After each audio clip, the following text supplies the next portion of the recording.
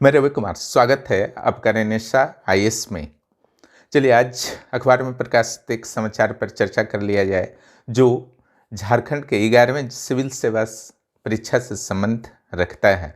इस न्यूज में कहा गया है कि झारखंड में राज्य प्रशासनिक सेवा के लगभग 300 सीट्स रिक्त हैं और यह भी प्रश्न किया गया है कि आखिर जब इतने सीट्स रिक्त हैं तो किस तरीके से राज्य सरकार की शासन व्यवस्था संचालित होती है। क्या इससे विकास कार्य प्रभावित नहीं होते? जनता की आकांक्षाओं को राज्य सरकार किस तरीके से अधिकारियों की कमी के कारण पूर्ण कर पाती होगी और क्या इससे जनता के स्थानीय स्तर पर कार्य प्रभावित नहीं होते होंगे? क्योंकि वर्तमान में झारखंड राज्य प्रशासनिक सेवा के अधिकारी ही प्रखंड स्तर पर बीडीओ और सीओ के पदभार संभालते हैं। इसके अलावा अनुमंडल और जिला से लेकर के राजधानी और कमिश्नरी स्तर तक भी इनकी महत्वपूर्ण भूमिका होती है। निश्चित रूप से जो वर्तमान में अधिकारी हैं, जो बन चुके हैं, योगदान दे चुके हैं, उन पर अत्यधिक कार्यभार रहता होगा क्योंकि नियमित रूप से यहाँ पर नियुक्ति नहीं हो पाती है। झारखंड राज्य के गठन के बाद मात्र 7 सिविल सेवा का आयोजन हो पाया है। उसमें भी कई सिविल सेवा, जैसा कि आपको पता है, विवादित रहे हैं। 7वें सिविल सेवा के आयोजन के लगभग 15 माह से अधिक समय बीत चुके हैं, लेकिन अब तक कभी कभार पेपर में न्यूज आने के सिवा यह कभी तक स्टूडेंट्स को क्लियर नहीं हो चुका है, कैंडिडेट्स को क्लियर नहीं हो पाया है कि आखिर यह वैकेंसी कब आएगी।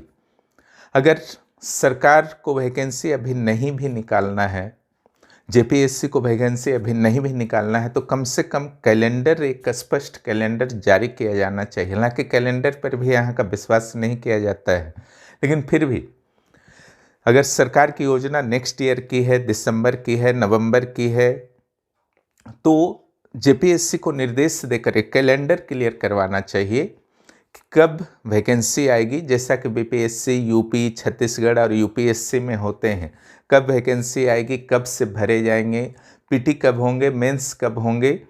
इससे अभ्यर्थी जो है सही तरीके से तैयारी कर पाएंगे। अभ्यर्थियों की समस्याओं को भी सरकार को ध्यान रखना चाहिए क्योंकि अनिश्चितता के माहौल में अन्य एग्जाम्स भी जो अभ्यर्थियों के द्वारा टारगेट किए जाते हैं वो प्रभावित होते हैं। आज सीजीएल का एग्जाम दिसंबर में संभावित है, दिसंबर मिड में। बहुत सारे जेपीएससी के अभ्यर्थी ऐसे हैं जो देना तो जेपीएससी चाहते हैं, लेकिन चूंकि सीजीएल का एग्जाम सामने है इसलिए ऐसा प्रतीत होता है कि चलो अब सीजीएल दे देते हैं क्योंकि जेपीएससी का अभी तक तो वैकेंसी नहीं आया है। लेकिन अगर नवंबर में अचानक वैकेंसी को जारी कर दिया जाता है तो सीजीएल के अभ्यर्थियों के सामने फिर से एक धर्म संकट उत्पन्न हो जाता है। खैर, झारखंड के लिए सब कोई नई बात नहीं है, लेकिन आज के पेपर से यह जरूर स्पष्ट हुआ है कि प्रशासनिक सेवा के भरपूर पद रिक्त हैं और सरकार को आवश्यकता भी है। ऐसा नहीं है कि 350 सीट्स जो हैं 11वें 12वें जेपीएससी में ही आ जाएंगे। हो सकता है कि इसमें से 150 पद डाले जाएं, 175 पद डाले जाएं, लेकिन यह निश्चित है कि प्रशासनिक सेवा के भरपूर पद इस बार आपको देखने को मिलेंगे और इसका लाभ उठाने के लिए निश्चित रूप से आपकी तैयारी जो है बेहतर होनी चाहिए और तैयारी के लिए आप इंतज़ार नहीं कर सकते हैं। सरकार और जेपीएससी के द्वारा जब भी उचित समय उनके अनुसार आएगा तो वैकेंसी जारी कर दी जाएगी, उसके बाद आपको तैयारी का समय नहीं मिल पाएगा। इसलिए वैकेंसी का इंतज़ार ज़रूर कीजिए और न्यूज भी देखिए, उसमें कोई दिक्कत नहीं है, लेकिन अपनी तैयारी को मत छोड़िए। तैयारी को निश्चित रूप से कंप्लीट कर लीजिए। तो अगर तैयारी आपकी कंप्लीट रहेगी तो वैकेंसी आएगी तो तनाव नहीं होगा, लेकिन तैयारी अगर आपकी कंप्लीट नहीं है और वैकेंसी आ गई तो तनाव होगा क्योंकि यहाँ पर कई पेपर्स आपको पढ़ने हैं। पीटी में 2 पेपर्स पढ़ने हैं जिसमें एक झारखंड स्पेसिफिक पेपर है और जो फर्स्ट पेपर है उसका भी सिलेबस अत्यधिक वास्ट है।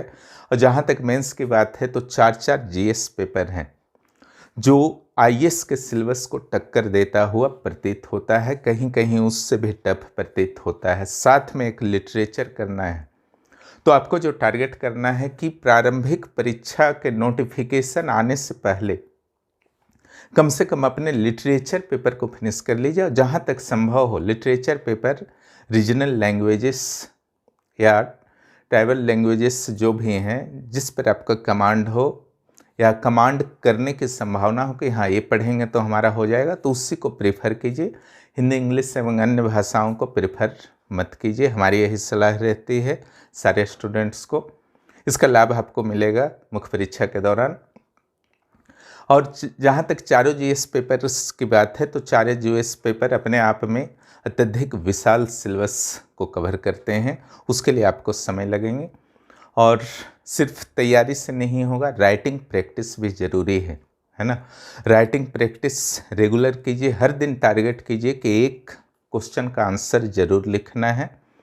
इससे एक आपकी आदत बन जाएगी और मुख्य परीक्षा में दिक्कत नहीं आएगी। आप जितने भी ब्रिलियंट हों, अगर राइटिंग नहीं करेंगे तो आपको मुख्य परीक्षा में एग्ज़ाम हॉल में निश्चित रूप से दिक्कत आएगी और इंटरव्यू कॉल होने में समस्या आ सकती है। और इंटरव्यू अगर कॉल भी हो जाता है तो फाइनल सिलेक्शन में समस्या आएगी। फाइनल सिलेक्शन भी बाय द वे हो गया, हालांकि संभावना नहीं है, अच्छे तरीके से आप प्रैक्टिस नहीं करेंगे तो अच्छे रैंक नहीं आएंगे।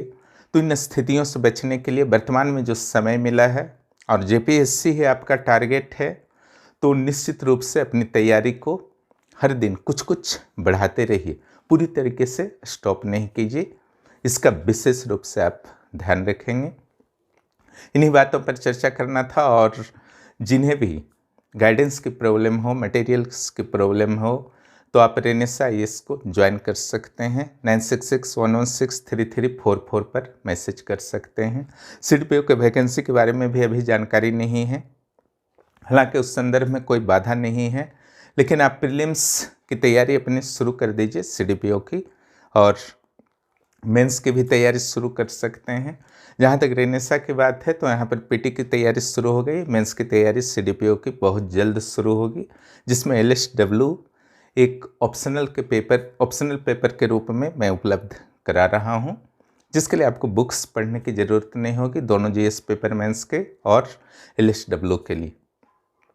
अन्य ऑप्शनल भी आपके अगर हैं तो निश्चित रूप से आप तैयारी अपनी शुरू कर दीजिए, इंतज़ार मत कीजिए। वीडियो देखने के लिए बहुत बहुत धन्यवाद। और जो भी इस चैनल पर नए हैं, चैनल को सब्सक्राइब करें और दोस्तों को भी बताएं।